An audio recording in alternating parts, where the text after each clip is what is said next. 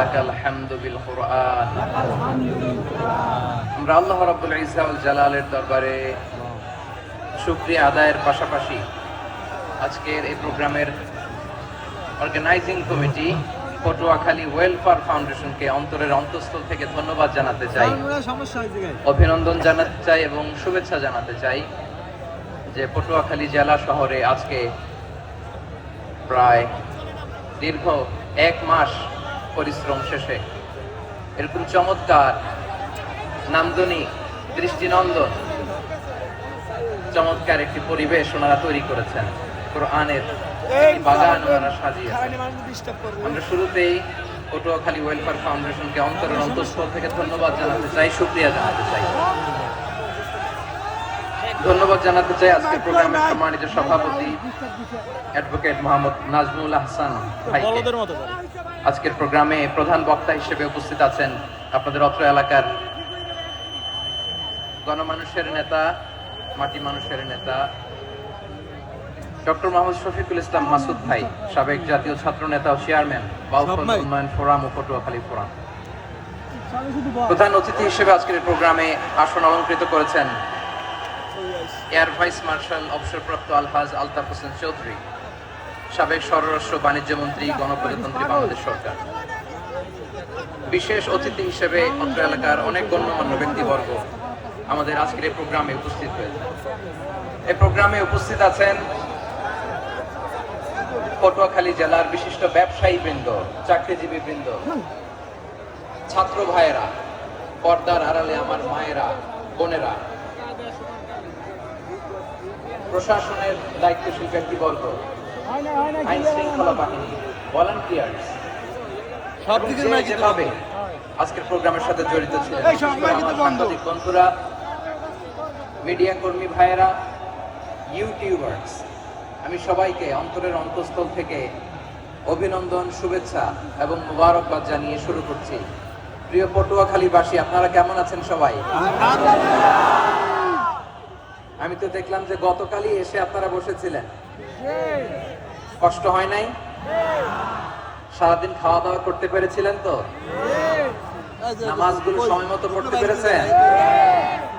মাশাআল্লাহ, মাশাআল্লাহ। আল্লাহ তাআলা কবুল করুক, আমরা পড়ি আমিন। আমিন। আপনারা শুনেছেন যে প্রতিটি বিভাগে আমরা একটি করে প্রোগ্রাম দিচ্ছি, একবার করে সফর করছি। তারই ধারাবাহিকতায় বরিশাল বিভাগের এই প্রোগ্রাম আমাদের মাসুদ ভাইয়ের কারণে বাধ্য হয়ে আমাকে পটুয়াখালীতে দিতে হয়েছে। মাসুদ ভাই এমন ভাবে ধরেছেন, রিকোয়েস্ট করেছেন, সেটাকে ডিনাই করার, রিজেক্ট করে দেওয়ার সুযোগ আর হয়নি। আলহামদুলিল্লাহ। খুব চমৎকার একটি শহর, অসাধারণ একটি নগরী। আমি উপর থেকে দেখছিলাম, খুব গোছানো, খুবই গোছানো সুন্দর একটি শহর, আলহামদুলিল্লাহ। আর পাশেই আছে আপনাদের বিশাল সমুদ্র সৈকত, যেখান থেকে সূর্যোদয় সূর্যাস্ত একসাথে দেখা যায়, ঠিক কিনা বলেন? বরিশাল বিভাগের প্রতি আগে থেকেই আমার আলাদা একটা টান, দুটো কারণে।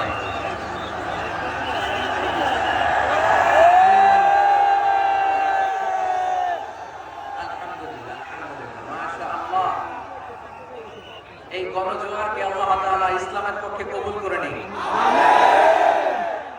এই প্রাণ খালা উচ্ছ্বাস, ভালোবাসা, এটা কোরআনের জন্য, ইসলামের জন্য, ঠিক কিনা বলেন? কোন অপশক্তি এই গণজোয়ারকে ঠেকাতে পারবে না। যে ভালোবাসা আল্লাহর জন্য হয়, সেটাকে ঠেকানো যায় না, ঠিক কিনা বলেন? আমার প্রাণ প্রিয় পটুয়াখালীবাসী ভাইরা, বিশেষ দুটি কারণে বরিশাল বিভাগের প্রতি আমার আলাদা একটা ভালো লাগা। এর কারণ, এই অঞ্চলে আলেম ওলামা বেশি, ঠিক কিনা বলেন? আজকের এই প্রোগ্রামে অনেক কওমি মাদ্রাসার তামিম সাহেবরা এসেছেন, আমি শুনেছি। আলিয়া মাদ্রাসার প্রিন্সিপাল হুজুররা এসেছেন, খতিব সাহেবরা এসেছেন, ইমাম সাহেবরা এসেছেন, মুয়াজ্জিন সাহেবরা এসেছেন। এই বিভাগে আলেম ওলামা বেশি। তার প্রমাণ, এখানে এই বরিশালের ভেতরে আছে সারসিনা দরবার, ঠিক কিনা বলেন? অনেক হাক্কানি একটা দরবার। সারসিনার মরহুম পিশার হুজুরের খেদমত করেছি আমি অনেকবার, সুযোগ হয়েছিল আমার ছাত্র জামানায়। তো ওনাদের মাদ্রাসা কেন্দ্রিক অনেক খেদমত, আলহামদুলিল্লাহ।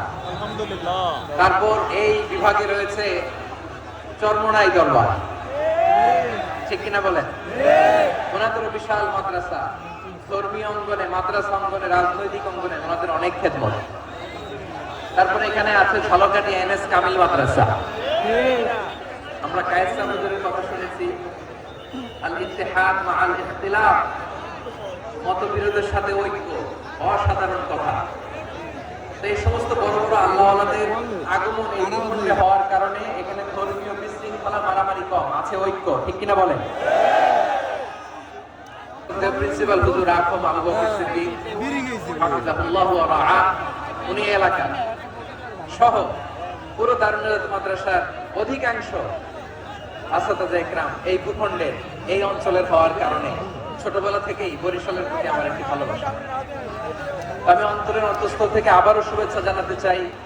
আমি আমাদের অনেক ভাইদেরকে দেখতে পাচ্ছি, আপনারা বসার জায়গা পাননি, দাঁড়িয়ে আছেন এবং খুবই নিশ্চুপ, শান্ত, সুশৃঙ্খল। The people of Borishal, they are very smart, alhamdulillah. কাটার মধ্যে পড়ে মাশাআল্লাহ। এবং শ্রোতা যাদেরকে দেখতে পাচ্ছি বেশিরভাগের বয়স 15 থেকে 25।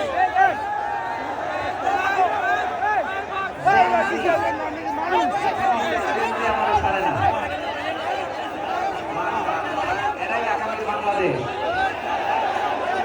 এরাই বাংলাদেশ। এদের হাতে নিরাপদ আমার লাল সবুজের পতাকা, এদের হাতে নিরাপদ আমার 56,000 বর্গ মাইলের প্রতিটি ইঞ্চি মাটি। এজন্য তোমাদেরকে সাবধান থাকতে হবে, সজাগ থাকতে হবে, দেশের জন্য, দেশের সার্বভৌমত্বের জন্য, ঠিক কিনা বলে? আমার প্রিয় ভাইরা, আপনারা এখন যে নির্দিষ্ট, নীরব, very quiet and calm, discipline, I like it, I love it. শেষ পর্যন্ত আপনারা নিশ্চুপ, নীরব, নিস্তব্ধ, নিঝুম থাকবেন তো আপনারা? দারিদ্রতাও দেয় নাই, তার দাম্পত্য জীবনের সমস্যা আছে না নাই?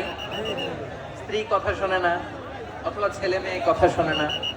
তাহলে পরীক্ষা সবার জীবনে আছে, এক একজনের পরীক্ষাটা এক এক রকম। আল্লাহ তাআলা দেখতে চায় যে এই পরীক্ষার সময় আমরা কিরকম রেসপন্স করি, how to deal with the test, কিভাবে এই বিপদ আপদ পরীক্ষাগুলোকে আমরা হ্যান্ডেল করব, ডিল করব। এটা হচ্ছে আজকের আলোচনার বিষয়। বুঝতে পেরেছেন সবাই? আমার প্রিয় ভাইয়েরা, তাহলে পরীক্ষাময় আমাদের জীবন, বিপদ আপদ পরীক্ষা, এটা মানুষের পিছু ছাড়ে না, সবার জীবনে পরীক্ষা। নবীদের জীবনেও পরীক্ষা ছিল।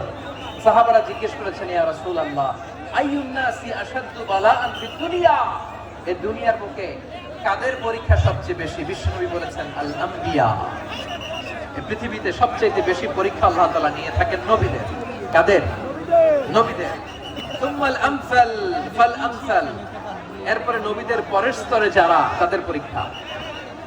এরপরে তাদের পরের স্তরে যারা, তাদের পরীক্ষা। সিদ্দিকীনদের, শুহাদাদের, সালিহিনদের, আল্লাহওয়ালাদের। যার ঈমান যত মজবুত, তার জীবনে পরীক্ষাও তত বেশি। চিল্লায় বলেন ঠিক কিনা? তাহলে মুমিনরা, বিশ্বাসীরা, আমরা কি পরীক্ষা, বিপদ আপদে ভয় পাই? হ্যাঁ, বিপদ দেখলে ভয় লাগে আপনাদের? ভয় লাগে? হ্যাঁ, না, মুমিনরা বিপদে ভয় পায় না, তারা হতাশ হয় না, তারা নিরাশ হয় না। বিশ্বাসীরা হাল ছেড়ে দেয় না, তারা ভরসা রাখে একজনের উপর। চিল্লায় বলতে হবে তিনি কে? কারণ মুমিন জানে the grief isn't permanent, the test isn't permanent, the struggle in our life isn't permanent. আমাদের জীবনের দুঃখ, কষ্ট, struggle, এগুলো পার্মানেন্ট নয়। After every difficulties there is an ease. সব কষ্টের পরে একটা সুখ আছে না নাই? রব্বুল আলামিন বলেন, ফাইন্না মাআল উসরি ইসরা, ইন্না মাআল উসরি ইসরা, ভয় পেও না, চিন্তা করো না, কষ্টের সাথেই আমি রেখে দিয়েছি স্বস্তি। সুবহানাল্লাহ বলেন।